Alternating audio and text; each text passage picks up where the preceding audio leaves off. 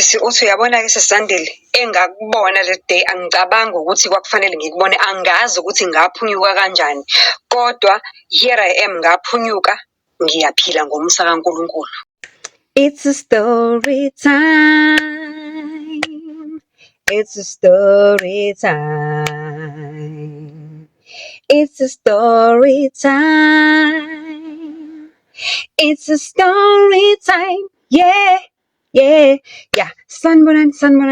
Nginey'ndaba ezimnandi. If uhlala eThekwini namaphethelo, nginethuba eliyingqayizi vele for wena and leli thuba leli lizovuleleka firstly for abantu abathathe ama-channel memberships. Ngizolisho uma kuhamba kwesikhathi kodwa uzoba nethuba lokuthi uhlangane kanye nami and other content creators okuwabone ku-TikTok, but more especially laba abenza ukudla. So you'll have an opportunity ukuthi udle into abazobe beyi-creatile for that particular day, and that will be more of our year-end closing. And in that note, please don't forget to go and like Cooking with Z, link yakhona ikhona la on my bio, and don't forget we live nje on 4 pillars only. You like, you comment, you subscribe, you share, and on top of that, don't forget ukuthi ungasipha phela nama super thanks. And if you are not yet a channel member, angazi ukuthi ulindele because the content iyangena ngale kuma channel members and exclusive, iyashesha, ihot. Asihlaleni phezu kwendaba, i-story time. Ngizoloke ngisho ukuthi asiqapheleni futhi wona njengoba kusondela uDisemba, yabona lezi zinto zokushushumbiswa kwabantu engazi ukuthi zihamba faster than breathing in and out itself. Lalela angibhalele usisi athi wesisandile, mina ngicela nje ukuthi yazi kuhleze kuthiwa thina bosisi abahamba ngezimoto asishelwa, kodwa ke manje beze nenye ngoba mina engihlangabezane nayo hayi ingidide kokuqala kokugcina. Ususisini ngimile filling station ngizofaka upetrol and nje inyanga izitshekela iyazibhedela, kodwa ke nje mangiqeda ukumisa imoto ngimisa imoto ipetrol athi mangifika uthi kokuqala mangifika egarage there was another car kwenye ibhawuza, so bese ke mina ngiyoma kwenye ibhawuza omakhelwane kusho ukuthi izimoto zethu nale moto on the other side zimelene zihlalelene kanje sezowomakhelwane. So that means ukuthi bonke abantu abangale kwenye imoto bonke abantu abangale kwenye imoto nabale imoto yami bayabonana, so siyabonana ngoba vele ngihlise iwindi ngilinde ukuthi petrol attendant izongi-attenda bese ngiyayitshela ukuthi ngifunani. Uthi hayi ke ngiyababona labo bhuti abangapha kula moto angibanakile, ngizidlalela music and udlala loud nami ngiyacula ngiyayiphaphela. It's a Friday afternoon, ngizifakela petrol nje ukuthi nje ngiyozibhorekela endlini because there isn't much engiplan ukuyenza on that particular day because it's a Friday evening nje ebhorayo, anginamali, inyanga izimela ukuthanda kwayo. Uthi okay fine ke ngiyababona labo bhuti baloke besmile bebuka ngakule moto njengoba ngakule moto yami ngoba mina ngizitshela ukuthi mhlambe bachaza ukuthi ngiyaphapha ngiyacula ngidlala music ke mhlambe ngingana ukuthi why bengibuka kwenze njani. Excuse my voice, I'm recovering from flu. Okay fine. Uthi ke izifike ki-petrol attendant, mayifika i-petrol attendant bese yangibuza bese yangibingelela as usual bese ngiyamtshela ukuthi hayi ngicela ungifakele u200 rand. Ngalesikhathi esangifakela u200 rand ngicisha imoto ngehle ngiyahamba ngiyaqhubeka nale culo kade lidlala emotweni yami, sengicishile imoto kodwa ngiyaqhubeka ngiyacula ngiyongena egarage, isitolo sasegarage, mangingena khona ngifike ngibuye namanzi ngithenge nesinkwa ke. Waphela ngiyimpohlokazi vele ke, so kufanele ngibone ukuthi isinkwa singena kanjani endlini. Uthi mangibuya from ukungena esitolo sasegarage, ayibo imhlolo yami mangithi ngiyabuka umfana usaqhubeka uyetha and ngimtshele kahle umfana ukuthi akafake u250 and njengoba ngithe akafake u250 lo 250 vele enginawo engaziyo ukuthi hey uthi hayibo mangithi ngisingiphakamisa amehlo umfana uyaqhubeka uyetha yaginya imoto uyangena upetrol ngithi mina hayibo mfana ngicela ukubuza ukuthi njengoba uqhubeka nje uphophorozisa upetrol nje mina ungizwile yini ukuthi ngithe faka u250 wena njengoba imoto manje seyigijima ko 400 ko 500 uyaqhubeka uyafaka wena uyagcwalisa uthi unyobani ukuthi ugcwalise. Uthi athi umfana hayi khululeka sister ubhuti my brother lo okule moto okule moto okule Bowser number ayisho ngenamathi okule Bowser number bani uthe ubuzile ukuthi njengoba wetha ngamalini. Ngase ngiyamtshela ukuthi wena uthe wetha ngo-R200 and then wase yacela ukuthi ucela ukuthi ngiyigcwalise imoto yakho. Uthi and Sisandile imoto yami iyawudla upetrol, ithangi layo likhulu impela nje. Ngicela ukungasho ukuthi imotoni kodwa nje ithangi layo likhulu impela kangangokuthi mina eyami imoto igcwala ngo-1.3. Uthe afaka umfana. Uthi ngiyambona lo bhuti khona omunye umane lokho engismayilela. Uthi ngithe mangabe sengiqedile ukulokhunjise umfana ngisalwa kanjalo, kuvele kwehle omunye but lo owehlayo wehla on the other side. Aze kumina azothi hayi nokhululeka uboss uthe asikufakele uboss uyena instructor upetrol attendant ukuthi akakufakele upetrol ugcwala. Okay fine. Ngithi mina uphena lo boss wakho ngiphaphelayo utshela yimina ukuthi akafaka ukuthi ngiyathetha kubuke mina nala egarage abantu bonke sebethe ngqa amehlo bayabuka ukuthi kwenzakalani. Uthi hayi ke eventually ke uboss ehleke eze kumina afika azoxolisa abingelele introduce bese yaxolisa ukuthi ngifakele upetrol without ukuthi yena without my knowledge kodwa uyena ucelile ukucela bangifakele full tank. Uthi ana ngempela kuboss ke umfana aqeda ukufaka upetrol a-check izinto engithi check amafutha. Uthi futhi kusekusho yena lo ozi-introduce-ile uthi hayi athi awumcheckele amafutha right ukuthi ku-right. Uthi hayi a-check umfana enze ukuthi hayi amafutha right everything is sharp grand. Usazi introduce ubhuti ke abese shiya i-business card. Ubhuti kuthiwa ubhuti ucute ubhuti is a Nigerian. Ilama Nigerian lawa uyabazi ke mose ukuthi bahle ubhuti laba bahle. Uthi nje ilawa angamunwe ngebala yabo futhi anesingisi esipolished esingajumpisi ukuthi ukhuluma pidgin English but uma usumlalela upay attention uyamuzwa ukuthi hayi uwumhlobo. Uthi hayi kuyashiya business card ke athi ucela ukuthi ngimbhaze or ngimtext nginawo yini amadatha. Mina anginamathatha ngeke ngikubhaze ngikutext uzongisukela e-petrol station uzongifakela petrol engingawucelile anginamathatha. Uthi ngithe ngisabheka ukuthi ngithi anginamathatha wabebuza ukuthi usebenzisa yiphi network. Uthi ngasho nje futhi ngokukhulu ukungana uthi ngithe ngisathi ngikwangena ilekhunjani i-airtime ka-R300 convert athi ubhuti convert that airtime into a data and send me a WhatsApp message now so that I can get your number now because kunokwenzeka ukuthi wena ungangifoneli. Uthi ngithi mina yebo uyaqala ukungibona awungazi ungifakela upetrol awungazi and then the next thing ufuna inamba yami mangabe ngikutshela ukuthi anginamathatha ungifakela i-airtime and then mawusuka futhi lapho wena futhi awungithembi. Hayi cha unama issues webhuti wabantu. Okay fine ke. Uthi hayi ngiconvert ke bese ngiyamsendela ke WhatsApp message ayithola message abonge ahambe. Uthi hayi mangisuka nje mangifika ke endlini ke kungapheli ngisho i-hour ke ubhuti angitexte ke uhambe kahle yini hello gorgeous uhambe kahle yini bla bla bla bla. Uthi hayi ke we started from there doing petty talks. Uthi hayi silokho siyakhuluma ke kancane siyakhuluma vele ngisingili ngiyabhora nje ngiziphilela impilo ebhorayo egoli ngize ngokusebenza. I don't know a lot of people angihamba futhi nakaningi. Ayike uthi kodwa kuqale lapho ke siphume ubhuti on a day one sangikhiphe sihambe siya Rosebank in a very nice fine dining restaurant. Sifike sizikhiphe ngishawa umoya and everything.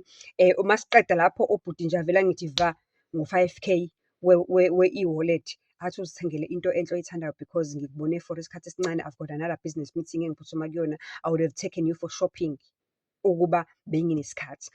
Hayi uthi hayi ngithuke ngithi hayibo lo muntu uzongipha imali it's just a date the other day ungifakela upetrol.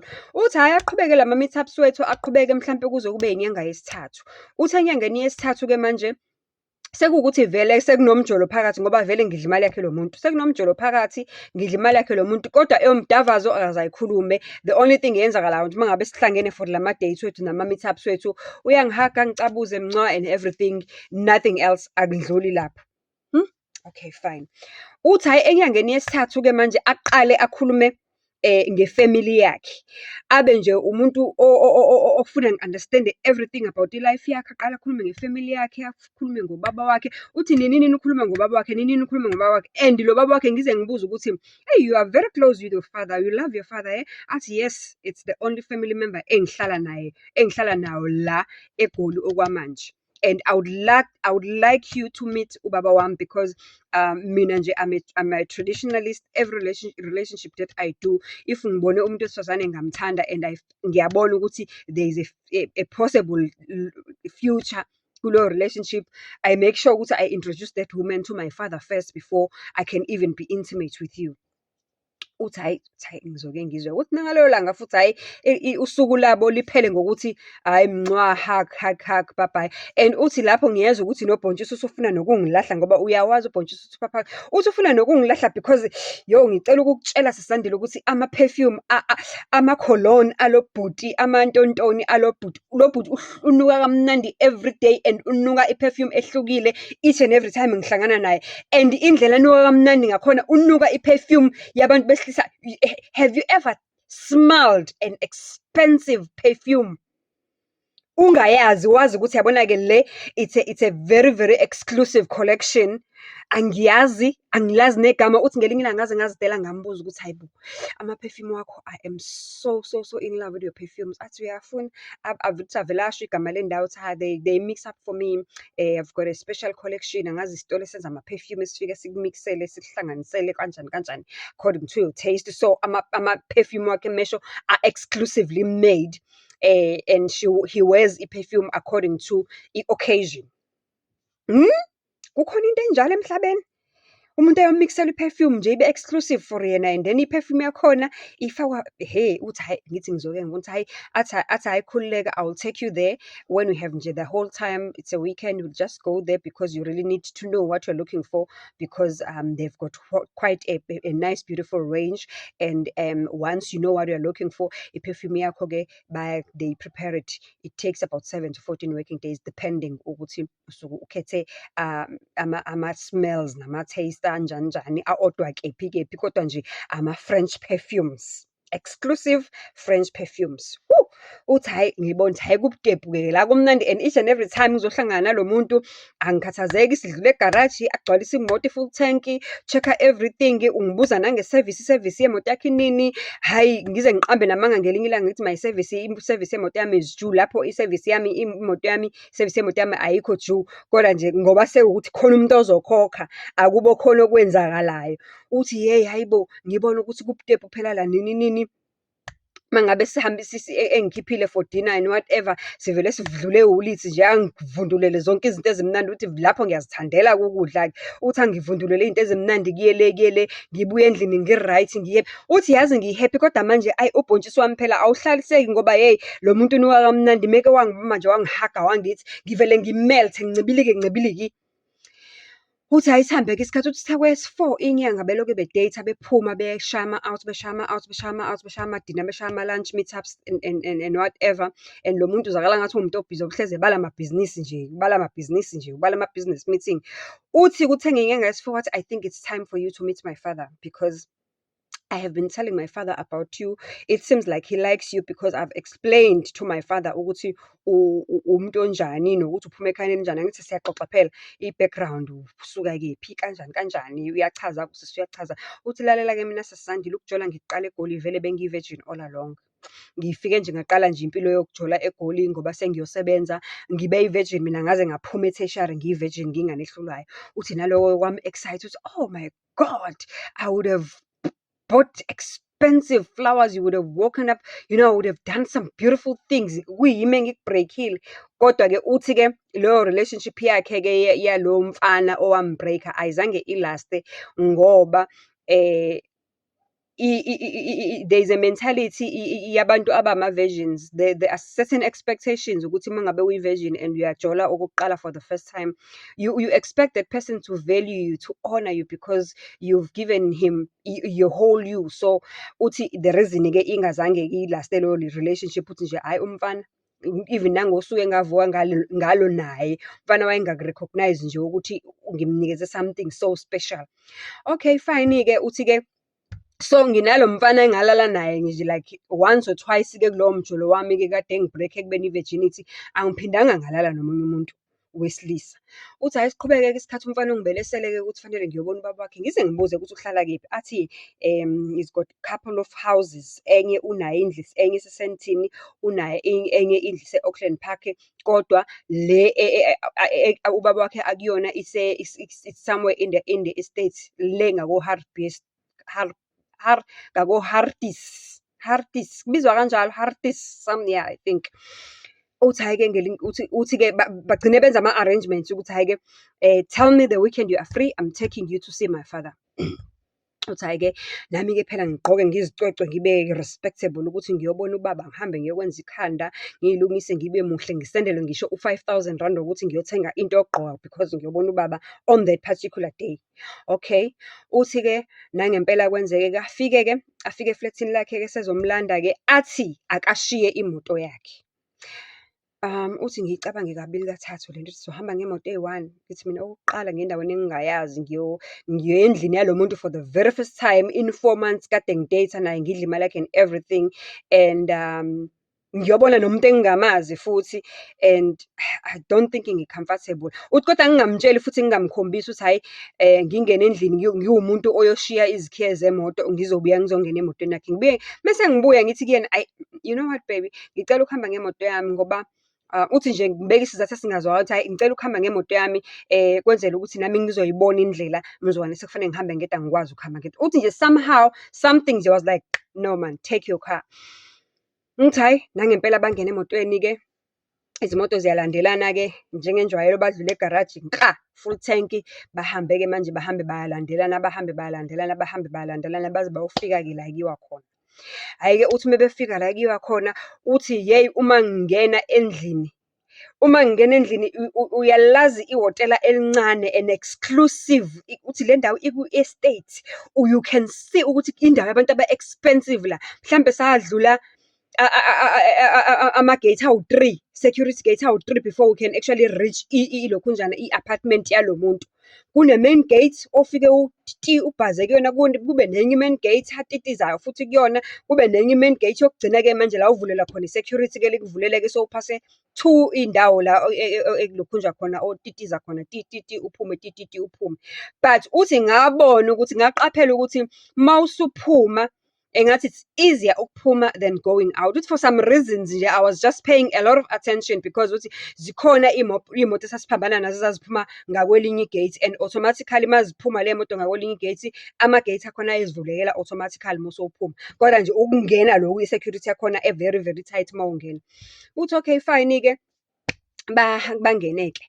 Uthi uma befika endlini yalo mlisa uthi yo, hayibo, kunezisebenzi lana, kunesisebenzi esisa-security esihlala egeyithini lakhe-ke manje, egeyithini lakhe ngqo. Kunesisebenzi simu-welcome-ayo, welcome madam, and simu-ofarisha idrinki khona la.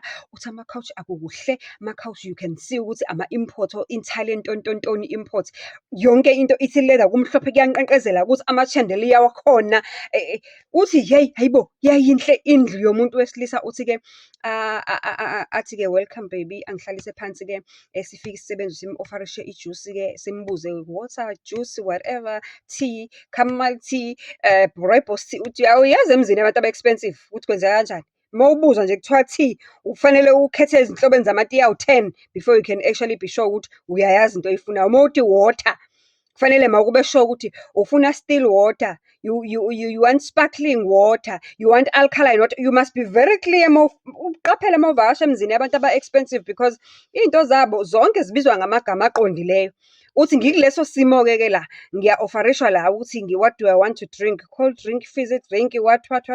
Uthi hayi ngigcine ngithi hayi just an orange juice if you have. Uthi hayi size-ke isisebenzi nelokhunjana nojeko ocwebeze okujulukayo, umjuluko we-fridge one-orange juice. Athi yes ma'am, freshly squeezed. Yes ma'am, here you go, freshly squeezed orange juice. Hey, hayi ngizoke ngizwe.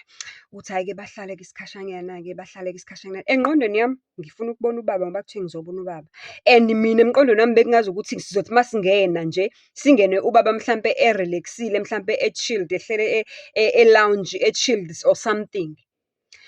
Uthi hhayi-ke sihambe-ke isikhathi balokho behleli bayaxoxa. Uthi ngize ngibuze ukuthi kanti uphi ubaba?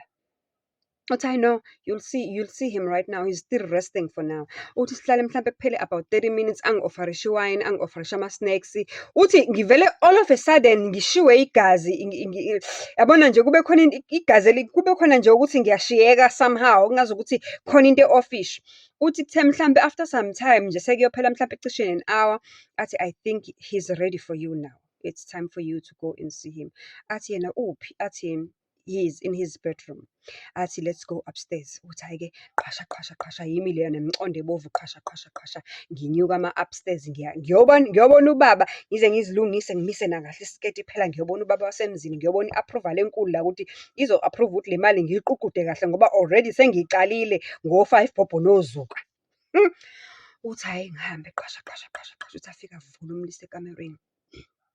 Uthi avule abese yavala immediately. Yabo umuntu mezovala bese kusala lesi sikhadlanyana esincane emnyango. Uthi ngizama ukulungisa kodwa ngingaboni. Uthi ngixakeke ukuthi hayibo why avule bese yangivalela futhi mina ngaphandle kanti kuthiwa ngizobona ubaba kanti zikhiphani. Uthi immediately aphinde avule futhi athi no sorry we was just checking if he's ready for you and then you can come in. Uthi bangene ngaphakathi. Lihle leli bedroom, yonke into yakhona i-white, kuhle nje, line-dim lights ekhanyayo and i-dim light yakhona ikhanyela phansi. Umbhede wakhona unama-lights kuma-sides. Hawu, ngithi qala. Uphi pho ubaba? Umbhede awunamuntu. Ngiyabona ukuthi ikamero lakhona umbhede laphaya kunelokhunjana kune-walking closet. Ngiyabona nje everything else ivalekile and then ngiyabona ukuthi kune-couch, yabona lama-couch lawa one seater or 2 couches abantu abayibeka ema-bedroom wabo. Uthi la ngiyabona kune-couch eyi-1 seater but i-empty akunamuntu. Uthi hayi wait a moment he's coming.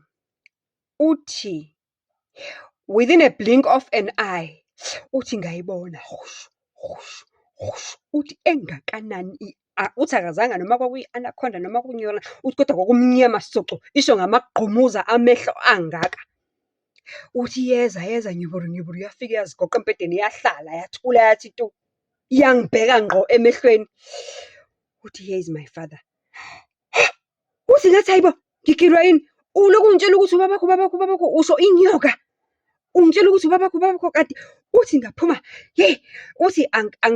uthi for some reasons uma ngikhuphuka ngiyobona lo baba ngathatha i-handbag yami ngoba vele ngangiphethe nje lokho okuncane yabona lokuthi twashe ekhwapheni. Uthi ngakhuphuka nako ngoba bekunefoni no-key and everything phakathi but for some reasons ngakhuphuka nako ngangakushiya kwisithi la bengihleli khona.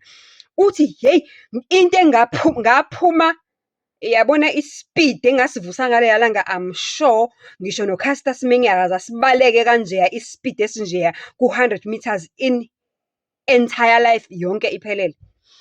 Uthi ngaphuma ngathi ngisathi ngiyaphuma ngahlangana ne-helper phansi downstairs ngayishayisa ngayigudluza yawa phansi i-helper yabisakazeka le nama-tray. Uthi angazi i-tray yayilethe ini. Uthi ngahlangana negadi le bekade engaphakathi esihlangane nayo, ngahlangana negadi ikhuphuka ngama-step isizongena endlini iphethe angazi ini. Uthi ngayisacaza phansi. Uthi igadi yamemeza sisi what's wrong slow down.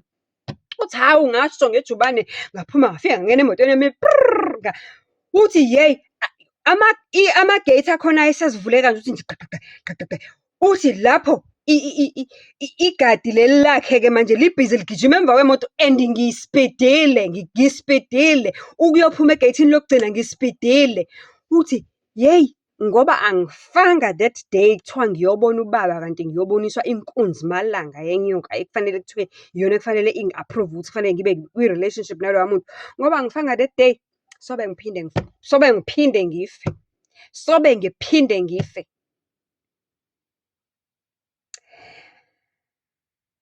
Usisi uthi nanamhlanje ngiyayisaba imoto enkulu ukuthi ngoba lo wamlisa wayehamba nge-BMW emnyama soco enhle ngqovu ecwebezela eshaya ngo-4 pipes. Uthi amagama emoto angiwazi kahle kodwa nje engaqaphela ukuthi leya moto ilezi zimoto ezinkulu ezi-latest ezishaya ngo-4 pipe ethi meyiduma uthi kusukela lapho indoda yemoto enhle angiyibheki ngisho ingidlalisa ngendlela engisaba ngayo, ngisaba ngisho ukuqoma izinto esengizibone eGoli. Ngiqale nge-virginity yami, umfana nje wavele wathatha i-virginity yami kwakazi ukuthi nje uqhuzuke etsheni kwaphela kanjalo and then next thing ngihlangana nendoda ezongitshela ngobaba kanti ingitshela ngengqovu yenyoka. Uthi Ngiyabonga mina. Ngiyabonga mina umjolo. Siqaphele nobhontshisi bethu bangalingwa yimali.